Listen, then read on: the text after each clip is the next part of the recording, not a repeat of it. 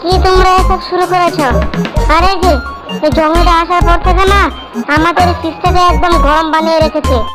এই জঙ্গলিটাকে আন্দোলন করে ফিস থেকে বের করতে হবে। হ্যাঁ, আন্দোলন করো না, তোরা আমার শয়তান হতে পারবে না। এই জঙ্গলিটাকে ফিস থেকে বের করতে হবে। এই জঙ্গলিটাকে ফিস থেকে বের করতে হবে। ও বাবা, কানটা তো একদম আমার পালিয়ে ফেললো। আমার তো ভিতরে ইঞ্জিনটা একদম খারাপ করে ফেললো। অফিস ভাই বলতে কি একবার নাড়িয়ে চালিয়ে দেখো না ইঞ্জিনটা দাঁড়াচ্ছে কিনা। চুপ করে থাক। এখন আমি একদম দেখা ছেড়ে আসছি আর এখানে আমার মজা করছি। তাহলে কি হয়েছে বলবো না? আমার মধ্যে একটা ডিম আর একটা আম মিলে ঝগড়া করছে, তাতেই তো আমার এই অবস্থা। তাহলে কি আমি ভিতরে ঢুকে কি ওকে ঝগড়া খাটিয়ে দিয়ে আসবো?